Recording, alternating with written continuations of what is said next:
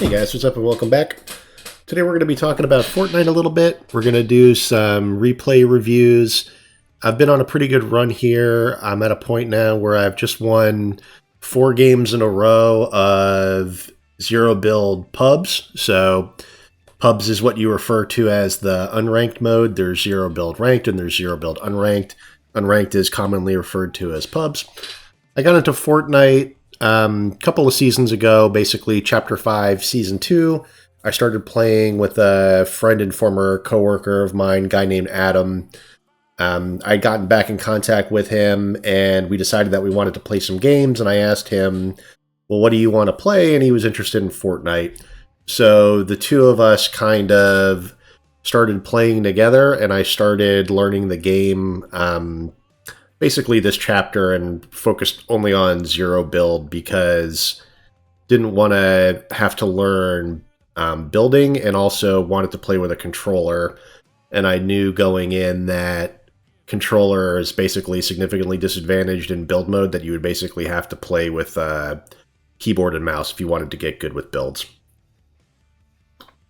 So, like I do with my other games, I kind of go through the journey of learning about the game and putting together spreadsheets and doing analysis and just trying to figure out, like, okay, between watching what the content creators say and how they play and what their point of view on the meta is, and then kind of like where's the information that supports that or backs that up. And in the case of Fortnite, it really centers around your loadout. You have 5 inventory slots that you have to play with.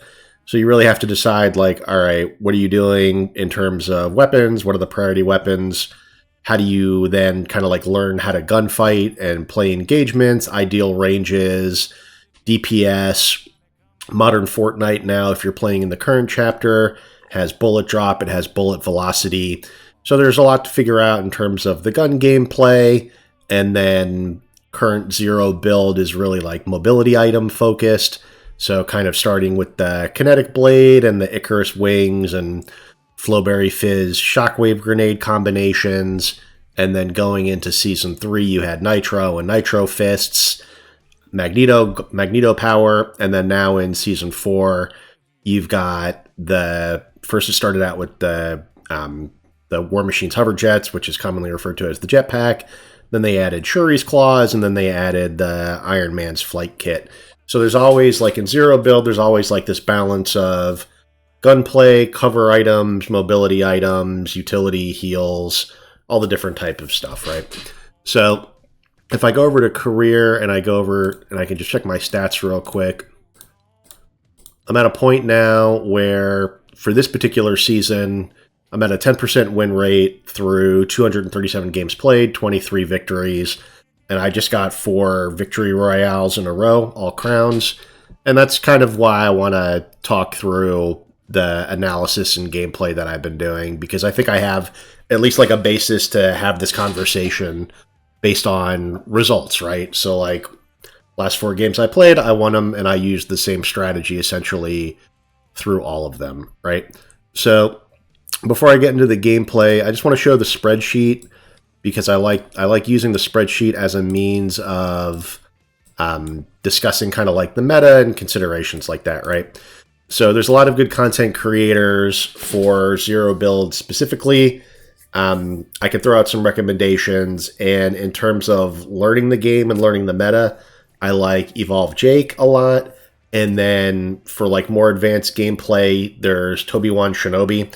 So like Evolve Jake will basically always explain what the current meta is in terms of loadouts and what his preference is.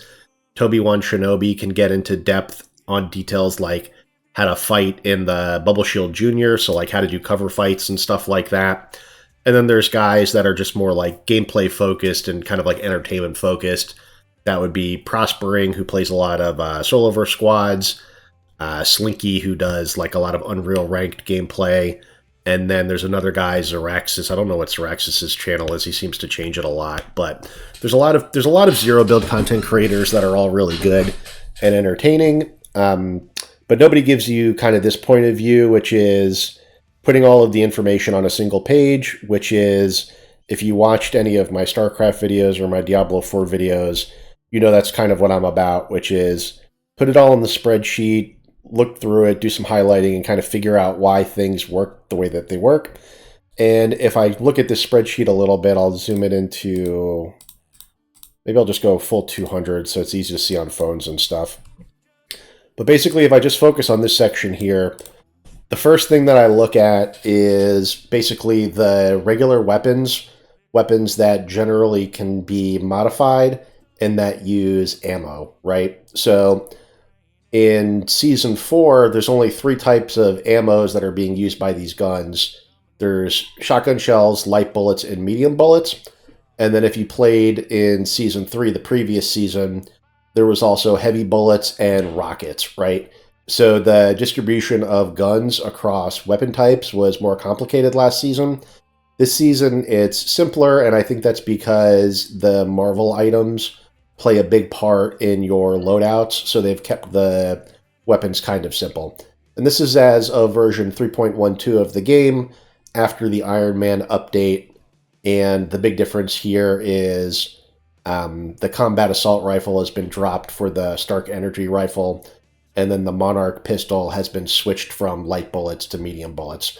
So this is all current as of the current patch, and what I like to call out is basically what is the ideal setup, or what is the best weapon in each category based on ammo, so that at the beginning of the game you don't run into ammo efficiency problems, right? And then also you have something to deal with every range.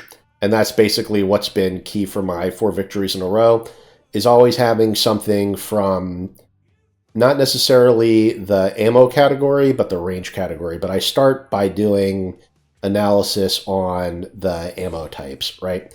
So in the shotgun category, which is basically the shells category, right? So only shotguns use shells. The first box up here. There's currently 3 shotguns in the game: the Hammer Pump, the Sovereign, and the Gatekeeper. The Gatekeeper has been around for a while, as is the Hammer Pump. The Sovereign is the new shotgun for the season. And then based on the damage profiles is basically the gray common to legendary gold guns, right? So it gives you a sense of how the damage increases across the rarity, and then max DPS is for the legendary variant. So the max DPS is going to be the DPS that the legendary variant produces, because when you're getting into endgame, you should basically be playing with epics or legendaries, especially in this season where the Avenger and Doom chests give high rarity weapons off the bat. It's almost like there's rare chests all over the map now, like rare chests and weapon cases used to be the targets before, but now the Avenger and Doom chest and even the Stark Industries chests, they all drop high rarity equipment, right? High rarity weapons. So basically in this category, the Hammer Pump is not good for zero build, and the reason why is Hammer Pump slants more towards the type of gameplay that you find in build mode, where you're box fighting a lot, and the Hammer Pump shoots slow, but has a high headshot multiplier of 1.85 and no damage cap, right? So if you think about a legendary Hammer Pump with 103 damage per hit times 1.85, you can get a headshot that's doing 185 plus with the legendary Hammer Pump, and then you switch into a spray weapon or an AR to finish your opponent off in a box fight. But that's not how fights play out in zero build. In zero build, you're either like in the interior of a building, or your equivalent of a box fight is fighting around a porta-bunker, or you're fighting in and out of bubble shields. But more realistically, in zero build pubs, the way the fights are playing out now is you're fighting jetpack fights, and you're trying to space out jetpack fights based on ideal range of either shotguns or SMGs, or you're in long range and you're not like doing the jetpack dance. So anyway, Hammer Pump is not a weapon that you want to carry in zero build, is the moral of the story here. Now, the other 2 guns, the Sovereign and the Gatekeeper, you can see they have pretty similar damage spreads and pretty similar max DPS. The difference here is the Sovereign Shotgun also has a headshot multiplier of 1.85, but with a damage cap. So the legendary version of the Sovereign Shotgun has a damage cap of 155, which means if you ADS with the Sovereign, and hit a perfect headshot, all 10 pellets hit, you're not going to get 185 damage. It's going to be capped at 155. The boss variant, the Mythic Mysterio Sovereign Shotgun, has a damage cap of 160. So that's a very nice weapon. The Mysterio's Sovereign Shotgun, the Mythic variant of the Sovereign, is quite good. And then the Sovereign comes with just ammo capacity of 6 shells and reloads 1 at a time. It has a very large spread and is generally good for the type of combat that revolves around jetpack fights. The Gatekeeper's been around for a while. The Gatekeeper has higher DPS. It comes default with a 3-shell mag. It can be upgraded at the mod benches to have a 5-shell capacity with the drum mag. And it fires generally faster, right? So it does lower damage overall, 101 versus 92 at Legendary, but has higher DPS because it fires faster. The difference is the Gatekeeper shotgun has damage fall off a lot faster than the Sovereign does. The Sovereign is better at close and like short, medium close range, right? Which is more like where the jetpack fights are happening. Whereas the Gatekeeper is better for the beginning of the game when you're kind of interior fighting inside buildings and the POIs, right? So the higher DPS of the Gatekeeper is kind of good in the beginning of the game, and then the playstyle of the Sovereign Shotgun between the faster hip firing and then the more precise ADSing is better for mid and late game where things are revolving around the jetpack fights. But both are good, and especially in the early game, you would basically always want to swap out your hammer pump for either a Sovereign or a Gatekeeper. So like if you landed on an epic hammer pump and then you found a green Sovereign or a green Gatekeeper, you probably should switch to the Sovereign or the Gatekeeper. So that's the point of view for shotguns. You should basically always carry a shotgun. Now in the light bullet category, things get a little messy. And you've got the Hyper SMG, the Ranger Pistol, and the Dual Micro SMGs in that order using light bullets.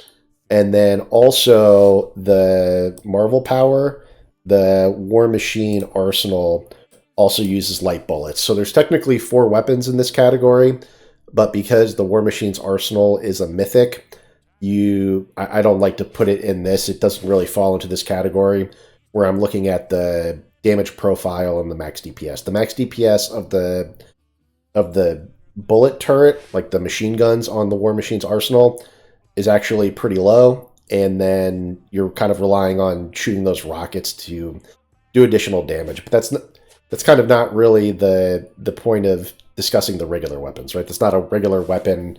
It's a Marvel Power mythic. So when we think about the Hyper SMG, the Ranger Pistol, and the Dual Micro SMGs, these are all very different. None of these have first shot accuracy. So they're basically all spray weapons of sorts.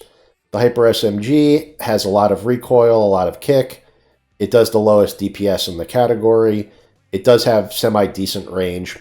The Ranger Pistol is very interesting because the Ranger Pistol has good DPS. It's got a very nice damage profile. The legendary Ranger Pistol is very good, and it does a 2x headshot multiplier. So going back to headshot multipliers for a second, the Hammer Pump has a 1.85 with no damage cap. The Sovereign has a 1.85 multiplier with a damage cap depending on the rarity of the weapon. The Gatekeeper only has a 1.5 multiplier and a damage cap of 150 regardless of which weapon, which rarity you have. And then back to the light bullet category, the Hyper SMG and the Dual Micro SMGs just have 1.5 headshot multipliers, but the Ranger Pistol has a 2x headshot multiplier. So what that means is if you're good with the Ranger Pistol, it's a very good weapon. And you'll notice if you ever watch videos of like aimbot hackers, they're using the Ranger Pistol for that 2x headshot multiplier. And then the way a regular player can benefit from the Ranger Pistol is it's very good against bosses. Because against bosses, it's very easy to just stand next to them and hit them in the head for the headshot damage. So the Ranger Pistol is very nice against bosses in that regard. It's a decent weapon just for general use, but there is one problem right now, which is there's a visual glitch when you ADS with a scope. So if you put the red dot or the hollow scope on the Ranger Pistol right now, there's a visual glitch where it shows too much of the gun and it shows the gun kicking. which is not ideal. It really throws off your gameplay style. So if you're going to use the Ranger pistol right now, you kind of want to use it without a scope, and that's a very high skill way of playing with the Ranger pistol, so in my opinion, it's not ideal. The dual micro SMGs are my preference here, which is why it's highlighted in green, and that's simply because it has unbelievable DPS. So like the dual micro SMGs, the legendary variant with 233 DPS, or Gwenpool's dual micro SMGs, the mythic variant with 251 DPS. In zero build, the health pool is 250, so what you would say is to eliminate somebody, you have to 250 to zero them. So nothing does that faster than Gwenpool's dual micro SMGs at 251 DPS. That means if you hit every shot, you can literally kill your opponent in 1 second with these, which is absolutely insane. They're very good. They're very good in a 3-gun loadout, right? Where you are. I'll talk about the ideal loadout in a second here. But basically, in the light bullet category, dual micro SMGs are kind of the king from a DPS perspective. Now they don't have long range; they have a lot of damage drop off at range. But in the wiki, they have something called high bullet velocity. So it basically means they're technically not hit scan, but you might as well consider them hit scan based on the way they play out, because you have to be in like a close. You're basically just outside of shotgun range when you're using these, and then with that high bullet velocity, you basically have hit scan with these. It's technically not hit scan. They don't have first shot accuracy, but due to the range and due to the high bullet velocity, they have functionally hit scan with extremely high DPS. So the dual micro SMGs are excellent in the light bullet category. And then for medium, the Monarch has been moved from light bullets to medium. The Monarch and the Stark Energy Rifle have this interesting property of the damage profile is different between hipfire and ADS. So real quick on headshot multipliers, the Monarch has a 1.7 headshot multiplier, and the other 3 assault rifles, the 3 assault rifles, all have 1.5. So the headshot weapons are basically the Monarch, the Ranger pistol, and the Sovereign shotgun out of what would be okay to carry. But I actually don't like the Monarch, and it's basically the fire rate, and that's expressed in terms of the DPS, right? So you can see that the ADS profile is really nice, 78 for the legendary, and then 78 times the 1.7. Let's go do that on my phone. 78 times 1.7. So you can get a 132 headshot with the Monarch, which means 2 headshots would be a kill, right? So it's really like the DMR of this season. It fires slow, and you have to be extremely accurate with it. I've heard it compared to the pulse rifle in the wikis, but having never played with the pulse rifle, I can't say for sure. But the thing here is the hipfire and ADS have different damage profiles and different fire rates. But the max DPS you can see is unfavorable compared to the Striker Burst. And the Striker Burst is the other long-range option of choice, right? We've got the Stark Energy Rifle. The Stark Energy Rifle doesn't really stack up in a meaningful way compared to the other assault rifles, in my opinion. The hipfire spread seems decent, but in general, I don't like the Stark Energy Rifle because it cannot take attachments. So you've got an AR with no scope, and in the end game, I feel like that's just not close to cutting it. And then for the last 2 assault rifles, both of these are good. I have both of these highlighted in green. I would run either of these in the range category. And basically, you've got the Striker Burst, which looks like the AUG from Call of Duty. It's commonly referred to as the AUG. It fires 2 bullets at a time, and the DPS is decent. The damage is high. It's got a 1.5 headshot multiplier. But if you hit 2 headshots with this, that's 35 times 2, which is 70 times 1.5. You could technically hit for 100 if you hit 2 headshots, but realistically what happens is you'll have 37 times 1.5, which is 55, plus 37. Oftentimes you'll hit for 92, which will be you'll aim for the neck area of your opponent, and the way the gun works is it'll kick the second bullet up, so it'll go kind of like 1 to the neck and 1 to the head, and you'll hit for 92.5, which I think rounds down to 92 in game. I think it's 92, not 93, when it displays above the opponent. So The Striker Burst is really good. The Striker Burst is my long-range weapon of choice. And when we look at the ideal loadout, I'll talk about attachments and stuff. And then there's the Striker AR, which I don't know if it's commonly referred to as the SCAR, but that's how I like to refer to it, to distinguish between these two, Striker Burst Rifle and Striker AR. I like to refer to these as the AUG and the SCAR when I'm playing in-game so that there's no confusion. The Striker AR is just an excellent weapon. It has nice fire rate, it has a really nice damage spread, it has excellent DPS, and then correctly outfitted on the mod bench, the recoil is manageable. The only downside of the SCAR is that it's less effective at range, at long range, than the AUG is, than the Striker Burst Rifle is. So that's basically the choice. And especially in the beginning of the game, when you're fighting at the POIs, having the Striker AR is very nice in the POI fights because it kind of covers the maximum range that you would be fighting in those fights, but then also is very functional in the longer medium range fights. Whereas it's a little hard to fight confidently in like medium range with the Striker Burst, but the SCAR excels at medium range and holds its own at long range, whereas the Striker Burst Rifle excels at long range and holds its own in medium range, essentially. And then there's mythic variants of some of these guns. So there's the mythic variant of the Sovereign, which is an excellent carry. There's a mythic version of the dual micro SMGs, which is an excellent carry. And there's a mythic version of the Striker Burst AR, which is an excellent carry. And then you can see how the DPS of the mythic stacks up, right? So the DPS of the mythics are all quite good. There's also a Monarch Pistol Dr. Doom variant. But again, I don't really like this. And the reason that I don't is because it's basically a marksman item. It's only for tags. It's not for fighting.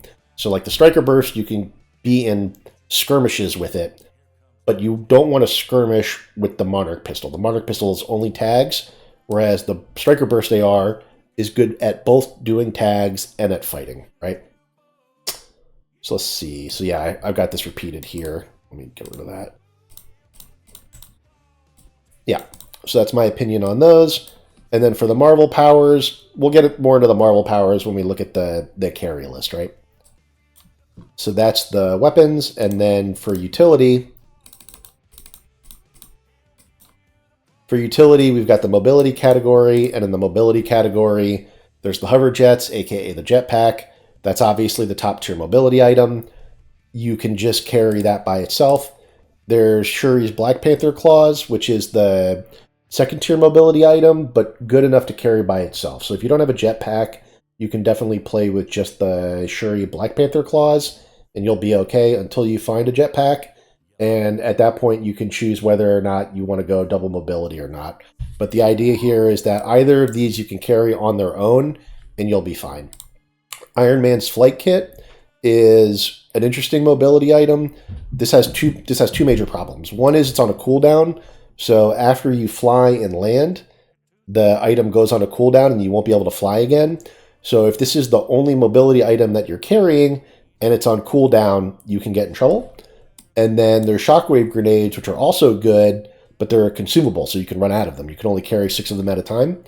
And then there's Flowberry Fizz and Flowberries themselves, and those will give you the low gravity effect. Those are good, but they don't give you any forward momentum. And you really need an item like this. Any 4 of these will give you forward momentum, like faster than your regular sprint, so that you can escape the storm, right? You can comfortably escape storm, run out of the storm with any 4 of these, but Flowberries, the Flowberry effect by itself is not going to help you escape the storm, other than maybe like helping you traverse terrain, like jumping off a mountain or something. But it's not going to give you any additional forward momentum, right? So in general, you can do things like just carry the hover jets, the jetpack, just carry the claws, or you can carry like Iron Man plus the jetpack, Iron Man plus the claws. You can carry any of these plus shockwaves. And if you're carrying shocks, it's also a good idea to combo the shocks with a Flowberry effect. The shocks are much more effective when you combo it with a low gravity effect, specifically Flowberries, whatever. And then you have cover items, Shield Bubble Juniors and Porta Bunkers. Those are always good. And then for heals, you've got basically Flowberry Fizz, which does shields. Chug Splashes is effective health, so it'll heal either your regular health or your shield. You've got your Med Kit, which is just your health, and you've got your 2 variants of shield potions, big pots and small pots. There's also fish, but I'm not going to include fish because that's kind of niche. But basically the table here tells you like what the delay on the activation is, how long it takes you to fully heal, how much it's actually healing, how many you can carry, and then whether it's a team heal or not. So if you're playing squads or duos or whatever, you should kind of prioritize, if you're going to carry a heal, Flowberry Fizz or Chug Splashes because they're team heals, and then Flowberries are kind of like a second tier healing item. So heals are pretty straightforward, and then we can look at what I refer to as the ideal carry, right? So the ideal carry is basically just showing you all of this information, but in terms of categories, right? So like for shotguns, you have two different options for the shotgun. You can either carry the Sovereign or the Gatekeeper. I prefer the Sovereign. In the spray weapon category, right now, the Iron Man Combat Kit is very good. There's also the dual micro SMGs, which are excellent. And then you could put the War Machine's Arsenal in this category. But, you know, for me, this is what I consider ideal. I wouldn't consider the War Machine's Arsenal ideal because the cannon, the thing that sprays the medium bullets, the DPS on that isn't good. Like, I'd rather just be carrying the dual micro SMGs, which has extremely high DPS, or the Iron Man's Combat Kit, which has the auto lock on, which is very good for jetpack fighting. Now, they've nerfed it a little bit. They've nerfed the damage significantly. It went from 30 damage and a 45 headshot to 24 damage with no headshot multiplier. So it's just 24 damage straight up. So it's not as good for initiating fights. The TTK, time to kill, is much lower, but it's still excellent at finishing fights. So basically you get a couple of tags with your long-range weapon, and then you close the distance and finish them off with the Iron Man Combat Kit, the repulsor blasts. Same for the dual micro SMGs. You don't really want to engage initially with the spray weapon. You want to use the spray weapon to finish fights off or initiate close-range fights. You basically work your way down. You don't want to start a fight with a shotgun. You'd rather initiate with a spray weapon and finish with a shotgun. You don't want to start a fight with a spray weapon. You'd rather initiate with a ranged weapon, finish with a spray weapon, and then as a last resort, switch to a shotgun, right? And then in the ranged weapon category, I've dropped the Monarch pistol from this category because I don't like the Monarch pistol for the reasons I stated. It's a tag weapon. It's not good in skirmishes.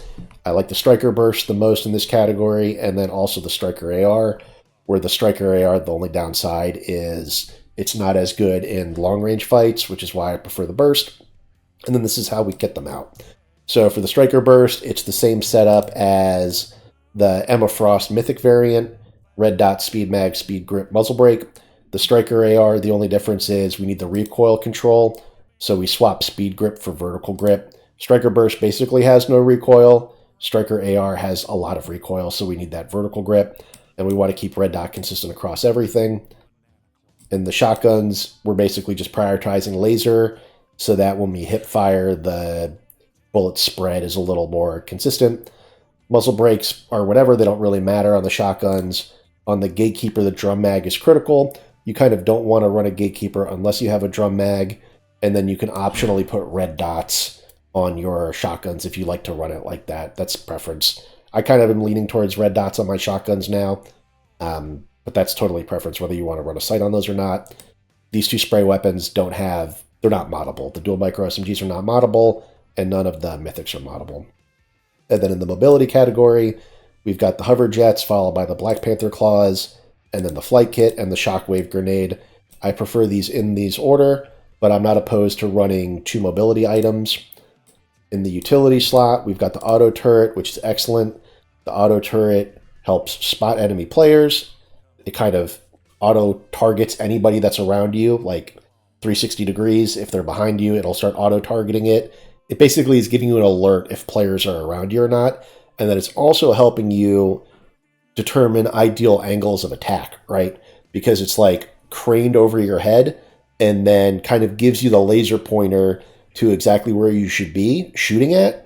And that combos really well with the jetpack, where you can like immediately get some height and start shooting down on the opponent. Then also in utilities, we've got Shieldbreaker EMPs. These are good for disabling cars and initiating bunker fights. Captain America's shield is also good in the bunker fights because of the wall ricochet. Captain America's shield gets better in team modes for the purpose of ricocheting. Like, it's much better if you throw the shield out and it hits the enemy duo for 100 versus hitting a single opponent for 50. In the heal category, we've got the Flowberry Fizz and the Chug Splashes as the premier heals, mainly because these are also team heals, but the big pots are also very good. And then the cover category is just the cover category, reminding you that if you don't have mobility, you should be carrying cover. Like if you have no mobility at all, then you should have a shield bubble at a minimum, right? Because you have no way of escaping. So if you can't escape, then what you want to do is initiate a bubble fight and then hope that you can outplay your opponent in a bubble fight. So I take screenshots of all this stuff, I put it in my Discord, and I reference it on the Discord when I'm playing the game so that I remind myself what the ideal loadout looks like, right? And that's also reflected in the highlighting. It helps me make decisions in the early game. The ideal endgame loadout is kind of more obvious, but in the beginning of the game, especially at the POI drop, you want to be fighting with what I consider the ideal weapons. Like if you have the choice between a Monarch pistol and a Striker Burst or a Striker AR, I would rather take the Striker Burst or the Striker AR, and that helps a lot in these fights. If I'm holding a Hyper SMG and there's dual Micro SMGs on the ground, we need to swap them out, basically, right? So these are the types of considerations that we're making when we're playing the game, and we're basing these decisions off of kind of like what the meta actually is, information from the content creators, their point of views on the meta, and what how the gunfights play out, and then also just like actual statistics, which is what are the damage profiles, what's the DPS, what's the headshot multipliers, what's the effective range, how does bullet drop and bullet velocity factor into effective ranges and things like that. So we're trying to make good decisions, and we're trying to base that off of the actual stats, the commonly agreed on meta information, and then considerations like ammo efficiency in the beginning of the game, right? Having a weapon from each category so that we're using each type of ammunition so that at no point do we ever get into a situation where we're running out of ammo. And that in solos isn't the biggest of deal, but in duos you will find that that comes up quite a bit due to the way that the res and reboot mechanics work. Like if you reboot your duo, they're re-entering the game with no ammo, basically, right? So you got to be able to split and share your ammo, or at the drop, you might get in a situation where your duo is looting more efficiently than you are. They're picking up all the ammo. You're kind of starved on ammo, and you can't beg them to drop some ammo at the very start of the game when the POI is hot, right? So you basically have to be able to play off of low ammo counts, and the way that you can do that is by having ammo efficiency across all the different categories. Okay, cool. All right, so let's watch some replays.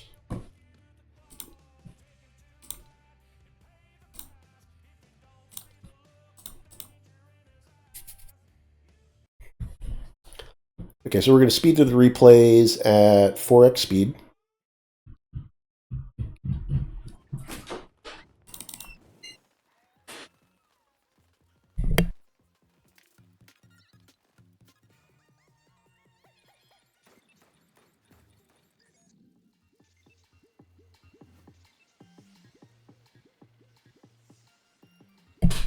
Okay, my son just sat down with me too, so we'll try and not have my wife and my son yell at us too much.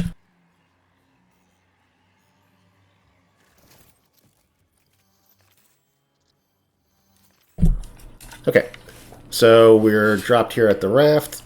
We've picked up a shotgun and SMGs. We get a quick kill there. Maybe we turn this down to 2-speed.